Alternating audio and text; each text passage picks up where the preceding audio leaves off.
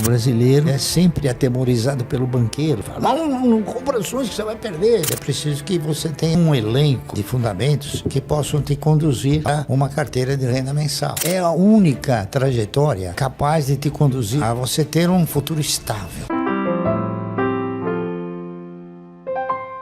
Comecei pequeno, comecei comprando insignificância, né? O universo, ele oferece para você uma perspectiva fantástica, fantástica. É uma pena que o brasileiro, ele não tenha tido a preocupação de examinar isso, entende? E ele, segundo a minha observação, ele sempre tem sido monitorado pelo banqueiro no sentido de seduzi-lo a dizer, olha, se você comprar ações, você vai ficar pobre de repente. E não é. Ele pode ficar rico de repente. Pobre nunca. E o brasileiro hoje ele não compra ações porque ele tem medo de entregar os seus recursos para pessoas competentes. E aí ele prefere entregar seus recursos para pessoas incompetentes. Tá entendendo? É preciso que você tenha um elenco de fundamentos que possam te conduzir a você exercitar uma carteira de renda mensal. A minha visão principal é carteira de renda mensal, que eu faço isso desde 1971 e vou continuar fazendo até não poder mais. Porque é a única trajetória capaz de te conduzir ao quê? A você ter um futuro estável, tá entendendo? É a única trajetória, não existe outra. Em 1971, quando eu resolvi criar uma carteira de renda mensal, eu pensei da seguinte forma: se eu quero ter uma carteira de renda mensal, eu tenho que ter uma remuneração mensal, é isso? Se porventura eu comprar ações de uma empresa que paga dividendo uma vez por ano, eu tenho que ter ações de 12 empresas que pagam uma vez por ano, porque são 12 salários, né? Tem um 13º, então 13. Se eu comprar ações de empresas que pagam dividendo semestral, eu tenho que ter a metade. E esse o princípio é esse. Então, essa foi a diretriz básica que nos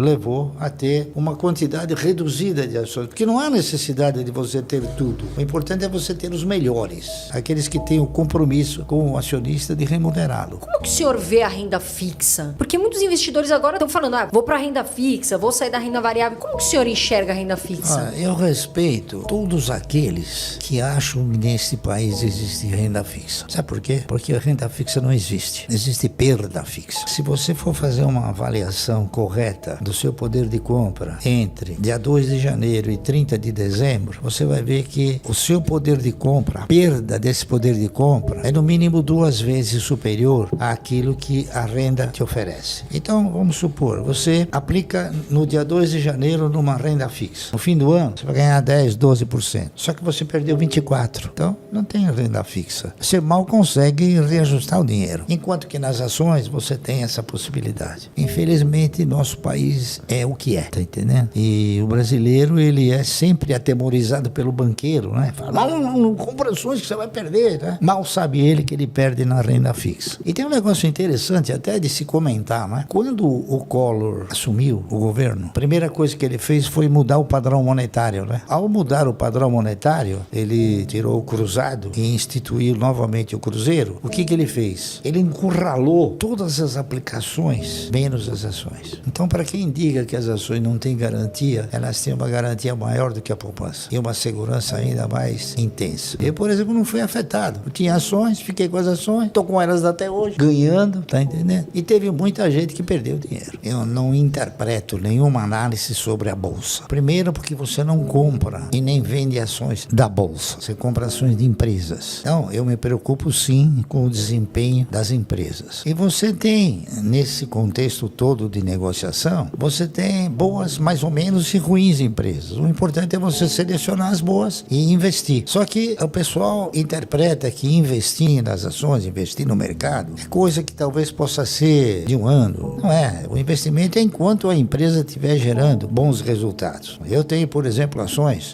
de inúmeras empresas há muitos anos, né? Eu tenho ações do Banco do Brasil que eu comprei a 60 centavos. Então o cidadão vai falar, pô, basta matar 36, por que você não vende? Porque não é um bom negócio vender. Ao contrário, contrário, tá entendendo? Por quê? Porque o Banco do Brasil me dá sistematicamente dividendos. E o que importa numa carteira de renda mensal não é quanto ela vale, e sim quanto ela te proporciona de recursos. Porque o patrimônio, no meu conceito, ele contempla o ego, mas ele não te põe dinheiro no bolso. Te põe dinheiro no bolso é o dividendo, tá entendendo? Então eu já aprendi e tento mostrar para as pessoas. Por exemplo, os camaradas compram uma ação por 1 e veio 90 centavos, ele não ficou pobre nem perdeu tudo. Houve uma oscilação porque o mercado ele é de renda oscilante, mas o que vale são aqueles recursos que você obtém através do quê? Através da distribuição dos resultados das empresas. Esse é o fator principal. Eu acredito que investir em estatais na Holanda, na Alemanha, na Bélgica, nos países desenvolvidos, onde os administradores são administradores competentes, vale a pena. Eu compraria ações dessas empresas. Só que aqui no Brasil é difícil você recomendar. Barsi, o setor elétrico, quais são as 3 ações que o senhor mais gosta? Todas. Eu gosto de todas aquelas que geram e transmitem. Aquelas que distribuem, não. Porque o custo de geração e o investimento em geração, como o investimento em transmissão, é muito menor do que o investimento em distribuição. Distribuição, a empresa tem 70 mil clientes, né? E na transmissão tem 1 ou 2. Então, o custo é sempre menor. O custo de operação, consequentemente, o resultado é sempre mais significativo. Os melhores setores para você investir são aqueles sem o qual uma economia não funciona. Então, você tem energia elétrica, bancos comerciais, telefonia, tá entendendo? Saneamento, o senhor gosta? Saneamento eu não aprecio muito. Um saneamento aqui no Brasil ainda tem muito lugar que tem fossa, né? Então, o investimento em saneamento, como ele é feito mais ou menos, a maioria por estatais, o que você coloca embaixo da terra não gera voto. Aprecio bastante empresas que desenvolvem atividades que você paga sem consumir. Por exemplo, energia elétrica, você paga todo mês. Mas aí você fica 60 dias fora e não consome. Você chegou, a conta está lá. Você está pagando sem consumir. Seguro é a mesma coisa. Seguro, você faz um seguro e reza para que não haja um sinistro. Então você está pagando por uma coisa que você não deseja que aconteça. O Warren Buffett, por exemplo, ele é fanático por empresas de seguro, exatamente por causa desse detalhe, que é um bem que você paga sem consumir. Eu não fico todo dia,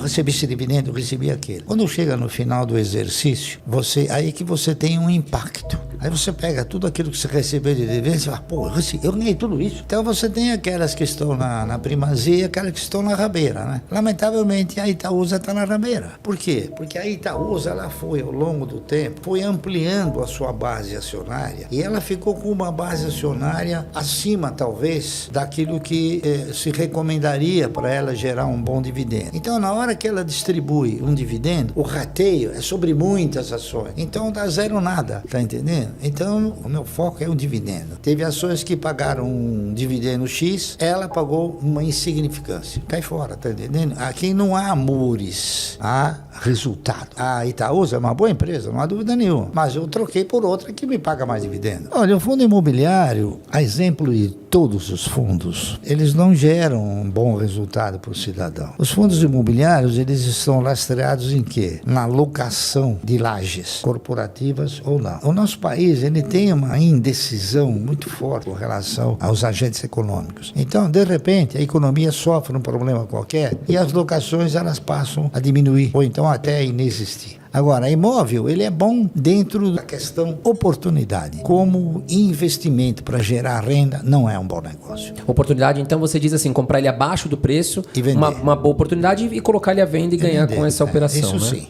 é isso aí. Bom, as lições são um exemplo simples, tá? É você comprar aquilo que tem perspectiva de resultado. Não comprar fantasia e não comprar aquilo que não seja o óbvio. O brasileiro, ele adora a fantasia e ele sempre desprezou o óbvio. Por isso que ele não ganha, porque ele escuta, por exemplo, centenas de casas de análise, dá palpite. Se você for pegar 95% desses palpiteiros, eles não têm ações, eles não têm carteira de ações e dá palpite sobre ações, entendeu? Eu não, eu tenho uma carteira de ações e eu dou a recomendação baseado no quê? Baseado numa cultura, baseado em experiências e baseado numa postura também, né? De investidor. Você sabe quem é o caçador de passarinhos mais competente do mundo? Quem? É o jacaré. Jacaré. Porque ele fica com a boca boca aberta, esperando o passarinho vão comer a comidinha no dente dele, pô, fechou competência total. Eu faço isso com o recurso, o dinheiro fica lá. Aí, foi ruim, começou a cair, ótimo, agora eu vou comprar.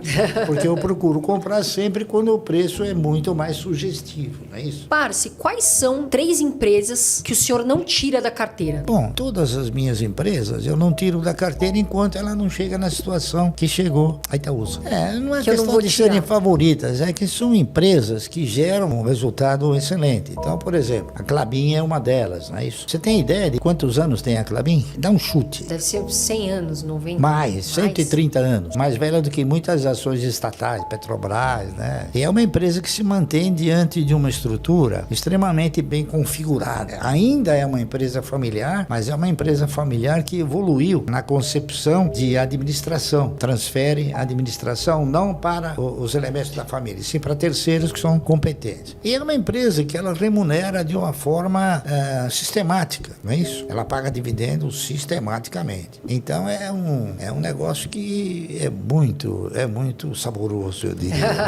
Tá entendendo? E outras 2, Parce? Bom, eu diria também o Banco do Brasil, porque o Banco do Brasil, ele é a única empresa estatal que tem um bom dono, que se chama Previ, porque ela também é uma empresa controlada pelo governo, né? Mas ela tem a Previ. E a Previ não são os políticos, são os ex-funcionários, entendeu? Há uma preservação muito mais eficiente no caso do Banco do Brasil. E uma terceira empresa também, eu diria a Unipar, da qual eu faço parte como membro do conselho, né? Que são atividades que são importantíssimas numa economia, tá entendendo? Mas eu tenho outras também que são importantes, né? E que eu também não declinaria porque tenho absoluta certeza que elas nunca vão me decepcionar. Parce, você pode citar algumas empresas que você considera que estão baratas e pagando bons dividendos neste momento atual? A Vibra paga um bom dividendo, a TRPL paga um bom dividendo, a Taesa paga um bom dividendo, a própria CEMIG também paga um bom dividendo, se você for olhar o custo-benefício, né? A Klabin também, a R$4, paga um bom dividendo. Essas empresas, se você comprar, você nunca vai perder.